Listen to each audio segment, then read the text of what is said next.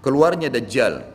Dan Dajjal ini diambil dari kata-kata Dajjala yang berarti kekacauan, kekacauan. Dan ini digunakan untuk nama seseorang yang memang akan dikeluarkan oleh Allah Azza wa Jal sebagai fitnah bagi kaum muslimin. Makanya kita dalam tahiyat membaca wa'udzubika min fitnatil masihid dajjal. Ini disebutkan dalam banyak hadis, banyak sekali, dan ini yang paling banyak diingatkan. Di antaranya hadis Bukhari yang berbunyi, kata Nabi SAW, tidak ada seorang nabi pun kecuali sudah mengingatkan kaumnya tentang si buta sebelah kanan. Ya. Jadi memang dia cirinya buta sebelah kanan. Dajjal memiliki ciri khas, rambutnya keriting, kemudian kulitnya mendekati hitam, ya. Jadi sawo matang, badannya kekar, kemudian dahinya lebar, ya. Dan orangnya mata kanannya rusak seperti anggur yang sudah rusak.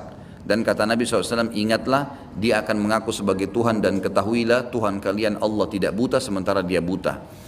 Kemudian orang-orang pada bertanya, ya Rasulullah, bagaimana bisa orang mengikutinya? Kata Nabi SAW, pada saat itu dunia akan ditimpa kelaparan dan Dajjal memiliki bergunung-gunung makanan. Ini bahasa wahyunya begitu. Allahu alam seperti apa, yang jelas dia bergunung-gunung memiliki makanan. Dan dia akan melewati seluruh muka bumi ini, tidak ada satu tempat pun kecuali dia akan lewati, melainkan akan dilewati kecuali Madinah dan Mekah. Itu yang dia tidak bisa masukin. Dajjal akan membuat kerusakan di muka bumi 40 hari. Satu hari pertama seperti setahun, satu hari kedua seperti sebulan, satu hari ketiganya seperti sepekan, dan sisa harinya seperti hari-hari kalian. Berarti setahun, 2 bulan, 2 pekan. Dan ini kemungkinan kata sebagian ulama, dia akan menggunakan teknologi yang ada sekarang. Karena Nabi SAW mengatakan akan keluar Dajjal dari wilayah Yahudiyah di Khurasan. Wilayah Yahudiyah ini subhanallah, sekarang di Iran ada satu perkampungan namanya Yahudiyah. Diberikan nama itu. Dan mayoritas penduduknya orang Yahudi. Kata Nabi SAW, Dajjal akan keluar dari wilayah Yahudiyah di Khurasan. Khurasan itu Iran. Gitu kan?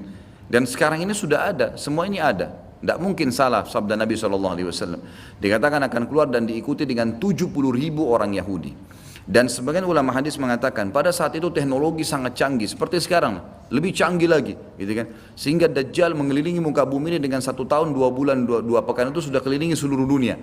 Dan setiap kali kata Nabi SAW dia memasuki sebuah wilayah dan orang-orang beriman padanya, maka wilayah itu akan subur, turun hujan dari langit, perekonomian mereka, ya, perkebunan, peternakan semua akan subur. Dan setiap wilayah yang ditinggalkan oleh Dajjal tidak mau beriman, maka akan susah, hujan tidak turun dari langit, hasil mereka mengurang dan seterusnya. Jadi memang ini sabda Nabi SAW disuruh kita menghindar, bukan melawannya. Dajjal akan terus membuat kerusakan di muka bumi dan banyak sekali pengikut-pengikutnya. Kata sebagian ulama hadis, beritanya akan merambak sangat cepat dan banyak pengikutnya karena menggunakan media. Kemungkinan menggunakan media kayak kisah sekarang merambat luar biasa, mudah ditangkap informasinya. Dajjal akan dikenal oleh orang-orang, Jadi orang-orang akan banyak yang tidak beriman sama Allah, yang munafik, semuanya ikut. Termasuk ada yang mengaku Islam tapi munafikin menjadi pengikutnya Dajjal.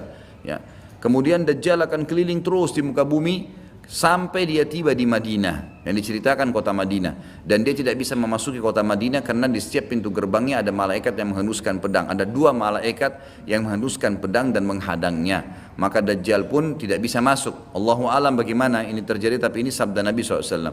Lalu Dajjal pun mencari gunung tertinggi yang ada di sekitar perbatasan Madinah. Sebagian ulama yang pernah saya tangkap bahasa mereka mengatakan batas Madinah yang paling mudah dijangkau dan masuk adalah Wadi Aqiq. Wadi Aqiq sebuah lembah yang kebetulan dulu berada di depan kampus kami. Jadi di situ dianggap kalau sudah keluar dari situ berarti sudah keluar dari wilayah haram itu sendiri. Allahu alam, ini ijtihad tentunya. Tapi yang jelas Dajjal akan naik ke atas sebuah gunung, kemudian dia berkata kepada para pengikutnya, apakah kalian melihat istana putih itu? Maka mereka semua melihat ke arah Masjid Nabawi. Lalu mereka mengatakan iya. Kata Dajjal, itulah istananya Muhammad yang aku tidak bisa jangkau. Dan subhanallah sekarang Masjid Nabawi warnanya seperti istana putih, gitu kan? Tanpa disadari dengan menggunakan marmer putih besar. Begitu juga dengan perluasannya nanti. Memang kalau dari kejauhan seperti istana yang sangat mewah, gitu kan? Ringkas cerita, Dajjal pun akhirnya sebelum pergi, dia sempat menyentakkan kakinya, kata Nabi SAW, sehingga membuat terjadilah gempa di Madinah dan membuat seluruh orang munafik di Madinah keluar jadi pengikutnya. Jadi gempa dan hanya tinggal di sana orang-orang beriman. hanya tertinggal di sana orang-orang yang beriman. Lalu keluarlah sebelum Dajjal pergi, keluarlah satu anak muda yang kata Nabi SAW orang terbaik pada saat itu. Orang terbaik pada saat, orang yang paling luar biasa imannya. Masih muda di sini ulama mengatakan istilah syab dalam bahasa Arab bisa dari mulai balik 12 tahun sampai 40 tahun.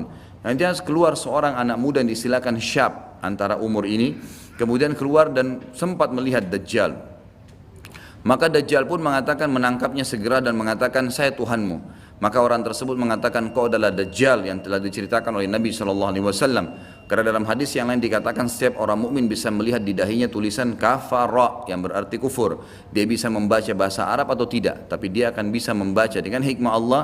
Matanya orang mukmin bisa melihat itu sehingga dia tahu ini adalah Dajjal. Kemudian Dajjal pun mengambil gergaji dan membelah dua dari kepala sampai kemaluannya sehingga anak muda itu terbelah dua dan Dajjal melewati tengah-tengahnya dan seluruh pengikutnya bersorak-sorak. Lalu Dajjal berkata, bangkitlah, bangkit kembali bersatu. Lalu kata Dajjal, apa kau sudah yakin saya Tuhanmu? Maka Dajjal mengatakan, maka anak muda itu mengatakan, justru saya tambah yakin kau adalah Dajjal. Setelah itu dia berusaha membunuhnya tapi dia tidak mampu lagi. Allah sudah selamatkan. Maka Dajjal pun meninggalkan lokasi tersebut. Lalu puncaknya Dajjal menuju ke Palestina. Dan dia akan bermarkas di sebuah tempat namanya Babulut. Babulut dalam hadis. Subhanallah, sekarang ini sudah ada kota di Israel yang mereka rebut wilayah Palestina, sebuah seperti kecamatan, ya, kalau yang saya tangkap, saya depan ada cuplikannya, itu ternyata diberikan nama Babulut oleh orang Yahudi. Dan ini disebutkan dalam hadis dengan lafaz itu Babulut, ya, Bablut, gitu kan. Ini subhanallah saya lihat cuplikannya Babulut, gitu. Ini luar biasa ini, seperti sabda Nabi SAW. Dan sekarang mereka lagi fokus membangun, menjadikan wilayah itu wilayah yang paling mewah di Israel. Subhanallah, gitu kan. Dajjal akan menuju ke sana dan sementara dia menuju ke sana, setiap wilayah yang dia lewatin, salah satunya disebutkan dalam hadis Bukhari adalah dia akan melewatin satu wilayah yang sangat banyak masyarakatnya. Ya Allahu alam ini di mana? Apakah di wilayah Cina? Apakah di pokoknya masyarakat komunitasnya paling besar. Kita tahu sekarang Cina sama India ini tempat yang sangat luas. Gitu. Banyak masyarakatnya, dia akan melewati wilayah yang banyak masyarakatnya, lalu kemudian dia berkata kepada pemimpinnya, Allahu alam, ini presiden kah, raja kah, kepala suku kah, dia akan berkata bahwasanya saya Tuhanmu. Maka orang itu mengatakan, apa buktinya kau Tuhan saya? Dia bilang, bagaimana kalau saya hidupkan kedua orang tuamu? Apa kau akan percaya saya Tuhanmu? Maka orang itu berkata, tentu saja. Ada Dajjal, tunjukkan kuburannya, ditunjuk kuburannya, lalu Dajjal mengatakan keluarlah. Maka keluarlah orang tuanya dan berkata ibu ayahnya, ikutlah pada orang ini ikutlah pada ini karena dia adalah Tuhanmu. Maka akhirnya kepala suku atau kepala negara itu pun menyatakan ikut dan seluruh masyarakatnya ikut. Jadi luar biasa, miliaran orang jadi pengikut Dajjal pada saat itu. Maka Nabi SAW sudah membongkar buat kita itu. Berkata apa? Itulah dua syaitan yang menjelma untuk menipu manusia. Dan itu puncak terakhir sekali sebelum Dajjal menuju ke Israel. Lalu kemudian dia menuju ke Palestina, tapi disebutkan Israel, dikatakan Palestina dalam hadis. Lalu menuju ke sebuah wilayah yang namanya Babulut tadi.